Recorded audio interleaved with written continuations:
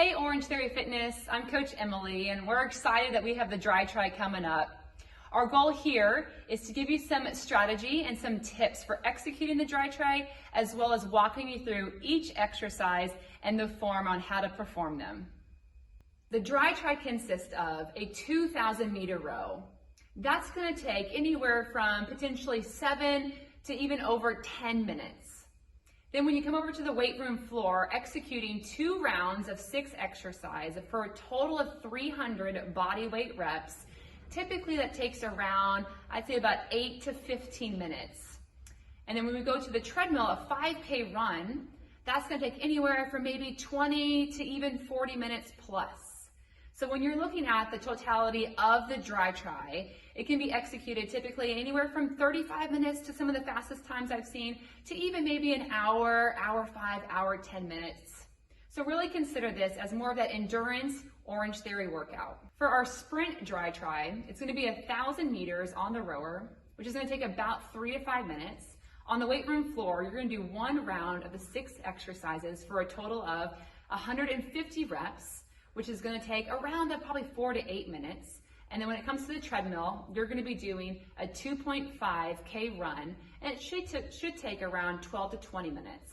So all in all, your sprint Dri Tri should be about 20 to 35 minutes. So think about a half of a normal Orangetheory endurance workout. Okay, so we'll get started by warming up on the rower before launching into the 2,000 or 1,000 meter row. Now this first event is by no means a sprint. You should aim to pace yourself, being mindful of your technique and your breathing.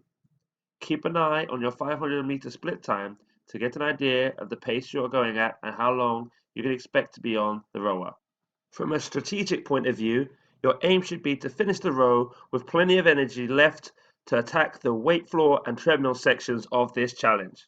As always, you want to be mindful of your order: legs, core, arms, arms, core, legs. Your tempo of 1 count out, 2 counts as you return forwards. Power, patience, patience, and a power distribution of 60% legs, 20% core, 20% arms. After completing the distance, we'll swiftly move on to the weight floor. So on the weight room floor portion of the Dri Tri, we've got 6 body weight exercises.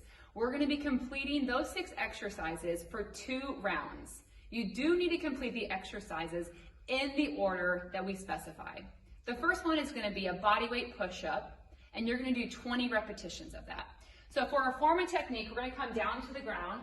You're going to have your feet about hip to shoulder distance apart. You want to make sure your hands are underneath, but just outside that shoulder. Keep your core nice and tight. As you come down, elbows come out at that 45-degree angle, and then press back up.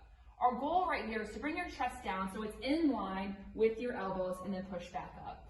You want to do as many repetitions as you can off your knees, but if needed, your option, bring it down to the knees and complete your push-up from here. Your second exercise is a bench tap squat that we're going to do for 20 repetitions. So you want to come to your bench. Your feet are going to be about hip distance apart. You're going to push your hips back and down, tapping the bench, and then push through your feet, squeeze your glutes to come up. Option here is going to be reduce the range of motion if needed, but definitely check with your coach on that to make sure that we're executing it properly. The next exercise is going to be our bench hop over. We're going to be doing 30 total bench hop overs. Every time your feet hit the ground, that counts as 1 rep. So to start, we're going to have our hands on the bench, feet on one side of the bench, and then we're going to lift, power up, heels can coming up and over. That's 1, that's 2 for a bench hop over. Option here is to still completely clear the bench, but you can step up and over. Your fourth exercise is a body weight step up. You're going to be completing 40 total step ups, so that's 20 per leg. You get to decide if you want to step up with 20 on one leg, 20 on the other, or if you prefer to alternate. For the execution of the exercise, you want to get your entire foot up on the step, press down through your foot, and then squeeze up through the quads and glutes to come up, and then you come completely off. A key point with our step up is full extension all the way at the top. So you just want to make sure that we're not coming halfway up and halfway down. Again, step all the way up and step all the way off. This is a really good exercise to take your time on and allow that heart rate to come back down. The next exercise is going to be the burpee. So the burpee is gonna have no push-up and no jump. So to execute this one, we're gonna have our feet about hip distance apart. We're gonna come down through that squat position, hands down, jump to a high plank, core is nice and tight, jump up and stand up at the top.